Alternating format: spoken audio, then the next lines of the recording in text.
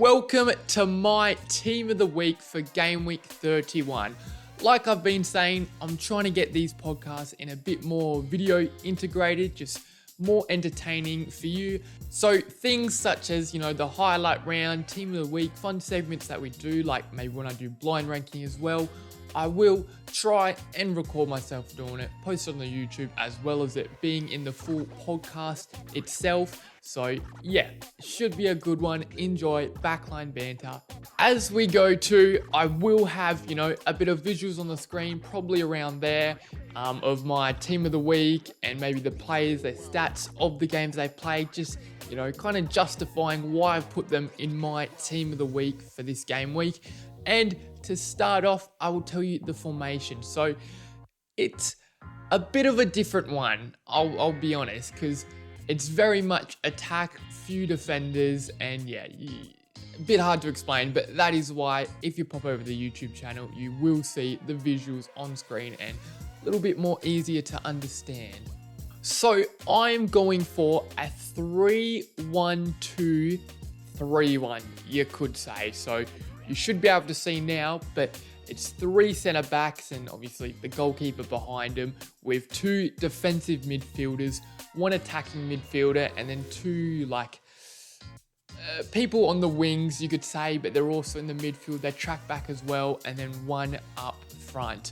So we'll start off with the defense. So I picked 3 at the back because I thought there was a lot of good attackers / midfielders, and it's always a little bit difficult sometimes to find a left back and a right back. So just done the back 3. So the first centre back for my team of the week, and I do apologise if I'm looking a bit over that way, it's just because I got a little mirror behind so I can see the recording's going finally. And I'm just watching myself when I should be looking there, apologies. But my 3 defenders. So the first centre back I have got is O'Shea. Now, the Burnley defender, I think he's done really well this game week against Wolves. Lately, I think he's been doing really well for Burnley as well. I think I said it in the podcast earlier, but he's just very, very solid. Playing balls over the top, getting a couple of assists, even scoring a few goals. And of course, my team of the week doesn't matter on how they performed the last week or how they have been performing, but I just thought I'd mention it. And yeah, against Wolves, they did concede the 1 goal, so he didn't get that clean sheet, but was a very big, vital role to not concede anymore. And like I said, got the assist for the goal for Burnley. And yeah, solid as you like. That is what you want from a centre-back. And yeah, he deserves a spot in the team of the week. My next centre-back in the team, I have Kelly, the Bournemouth right back. Well, he played right back in the game, but honestly, his primary position is in that centre-back role. So he can do a job. Yeah, he didn't play it on the weekend, but I can move him into that middle, and I think that is a right play. And yeah, he just played solid. Arguably the man of the match for that game. I think he was, for what I watched of it. And yeah, super solid. It was only 1-0 scoreline, so he did well to keep the clean sheet and, provided some attacks with those overlapping runs. And yeah, overall, I thought it was a good performance. So he deserves a spot on the team. And the last centre-back in this back 3 is Collins. Now, the Brentford defender, they got a draw against Brighton, 0-0. And I think, of course, Brighton's whole defence deserves a round of applause. And their goalkeeper, which I'll get onto in a bit. They deserve, a massive round of applause. Because to keep Brighton goalless when they had so many shots is fair enough. And of course, it wasn't just one player. If I could, I might have put another Brentford centre-back in. I thought out of the 3, he was the best one of the lot, doing in so many tackles, aerial duels. He was just very, very solid. And that's all you want from your centre-back. That's why I say it so much. He was just solid, solid.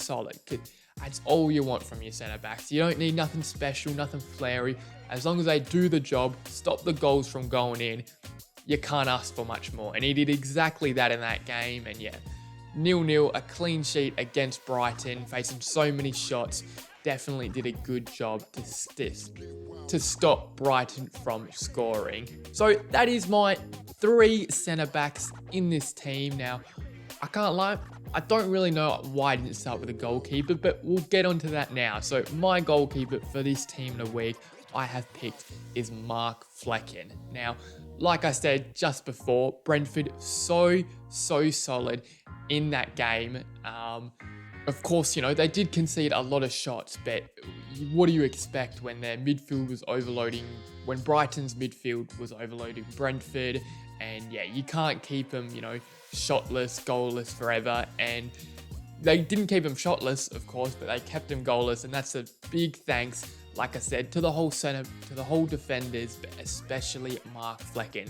He made 6 big saves and, of course, got the clean sheet. So I think it is a well-deserved spot for him. I think Collins and Mark Flecken, you know, and of course that defense as a whole, like I've been saying, really won that point for Brentford. A much needed point, you could say, because lingering around that relegation zone, I don't think they will go down, but you just never know. So they need to keep rolling on and getting the points, and that was a big thanks to those two. So onto the midfield, and I can't lie, I think I confused myself when I started talking about the formation at the start, how I had said maybe 2 defensive midfielders, but it is just the one sitting above the 2 centre backs in that pretty much of a 6 role I have got is Rodri. Now, I mean, there's not much you have to say really, because he is such a quality player. Against Villa, did amazing. You know, he's always top quality, but for him to get a goal and assist in that game just shows you how vital he is for that team. And of course, they did beat Villa 4-1, and, you know, Foden starring in the show. But if it wasn't for Rodri, and always in every game, if it wasn't for Rodri dictating the play, just being that solid player to not let the other team attack freely, and then he gets the ball and plays it out, they would be a much worse team, that's for sure, City. And of course, you know, like I said, always plays solid, but for him to also get a goal and assist in that defensive midfield role, he deserves a spot in this team. So my other 2 midfielders I'm going to talk about are sitting in kind of number 8 roles, you know, just above Rodri. One's going to be a bit more defensive and one can roam a bit more freely. So the first one where I'm going to hold a little bit more defensive is Pascal Gross. I do know they drew to Brentford 0-0, and, you know, you could say, well, does he deserve a spot? He didn't get any assists or, you know, made them get a goal, but he plays in that kind of defensive midfield role, but has a lot more freedom to go up. So yeah, I'd say that number 8 role is pretty suitable for him. But what can you do when you're giving him the chances, giving your team the chances, and they can't put them away? I don't think you should be faulted for that. And I thought he played a pretty good game. I can't lie, Pascal Gross was like my last player to put in a team. Like, I had a list of names. I'm like, yep. And I was like, oh, I've only got 10 players. I need one more. And I was looking through and I'm like, I probably need another midfielder. Who should I pick? And I saw Pascal Gross and I thought, yeah, nah, fair enough. You deserve it, because he had so much of the ball, 140 touches. And like I was saying, he made so many chances for Brighton, and I don't think he should be hindered for them not capitalising on them. So he did make 7 chances for his team, and of course, none of them got put away, didn't get any assists. But you've got to say, for him to be on the ball so much and give his team those chances, I think he definitely deserves a spot in this team, because say he's got these players, I'm putting the team around him, then he's bagging a few, that's for sure, and getting assists. So a well-deserved spot. The other midfielder next to Pascal Gross, I have got Alexis McAllister, of course. Now, like I said, in the roles, he's a bit more of an attacking player, you have to say. So that's why I said in the role, he's in that 8 position, but he can have a bit more freedom and push on, where Gross is a little bit more defensive. And I mean, he's been so good lately. And I know this is not what it's about. It's not based on form. It's just what happened. It's just who's the best this week in their, you know, given game. And I thought lately he's been so good, deserves a mention. And of course, in the game against Sheffield, pulled one out of the bag, a stunning goal. And even if he didn't score, I would have put him in because he was so vital in our game, just playing the balls and just, wow. You know, lately just been dictating the games. He did exactly the same this one, just so good. And mate, you've got to talk about his goal. It is a goal of the season contender. It really is just astonishing, really. Just gets played back the ball, smashes it top corner. I mean, I spoke about it before on the pod, but you know, for the video, for the team of the week, unreal finish, really. And yeah, 100% deserves a spot. What a man, what a player. Absolutely love him. And then we're on to our kind of three in the line. So we have our three centre backs. I mean, I don't know why I'm doing the fingers because you can probably see, you know, you've got the three centre backs, goalkeeper behind, obviously, Rodri sitting in front, then McAllister and Pascal Gross sitting above him. And then we have Morgan Gibbs-White in that attacking midfielder role above the 2-8. So a beautiful game by him, really, in Forest. He always dictates the play and he's always performs good, you've got to say. But when Forest win, it's nearly always thanks to him. Of course, the team played really well as a whole, but when they win, he just shines. And in the game, you know, a goal and assist against Fulham as well. Of course, they were at home, but to beat him 3-1, I thought they did very well. And his assist to Adoy, mate, that through ball is an absolute killer. So lethal and yeah, pitch precision perfect that was. And then his goal, you know, a banger, puts it in the back of the net, easy as you like. And that's what you need for these little teams, your big players to rise up and shine and, you know, get those goals and assists and to put your team in front. He did exactly that, and not even just about him scoring and assisting, just him in the game as a whole, because he doesn't just stay forward. He, of course, drops back so much and helps the defense and then plays out and goes forward, and just unreal performance by him. And yeah, for sure, he was one of my first players in the team, that's for sure, because unreal performance, good on him.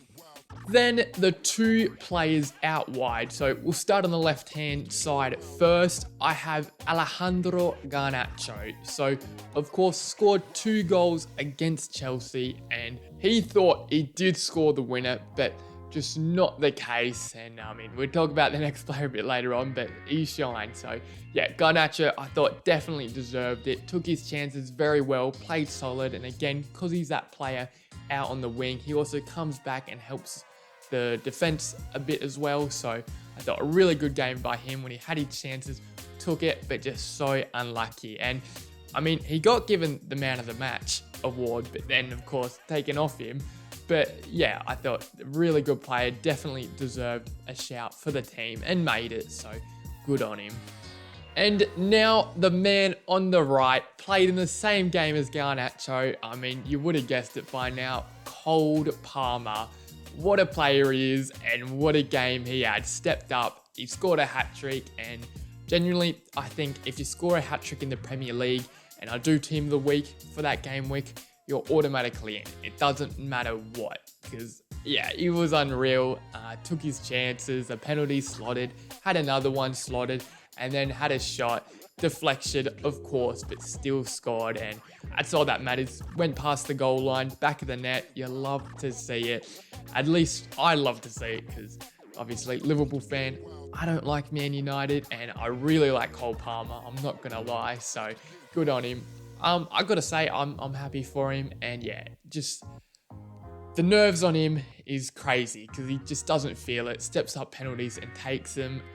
I don't want to waffle too much because there should be a video out already of me talking about that Man U Chelsea game, and of course talk a lot about him because big man steps up, scores a hat-trick in the fixture, so good on him. Then our last player in this team up front, I've chucked him in the number 9 role because I think he can do a job. Of course, he can drop down. I think all the forwards and even, you know, Gibbs-White in that attacking midfield role are so fluent. They can just move around however they like because that's what they're going to do, and that's how they will score the goals if they played as a team. But like I said just before, if you score a hat-trick, you're pretty much automatically in my team of the week, and this man did exactly that. Phil Foden against Aston Villa, a beautiful hat trick, you've got to say. Again, like Cole Palmer, just took his chances. Just whenever they came, bang, bang, bang.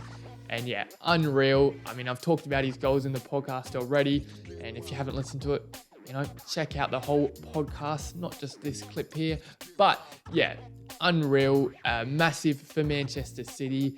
Lately, his form, this whole season really, his form has been outstanding, really stunning. And yeah, just another hat trick this season, second or third, but he scored a lot of hat tricks in his time in the Premier League last season, getting one or two, I think, maybe just one, but yeah, unreal by him.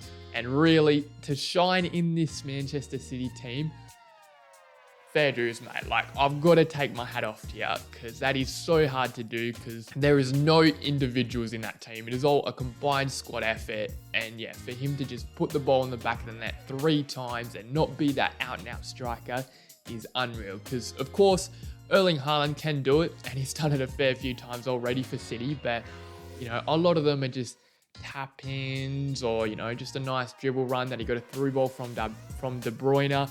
But you got to say, a lot of Foden's goals was him. Like the first one, the free kick, he won the free kick in the first place and then took it. Of course, Zaniolo being a bit of a wuss in my opinion and jumping out of the wall, but still puts it in the corner.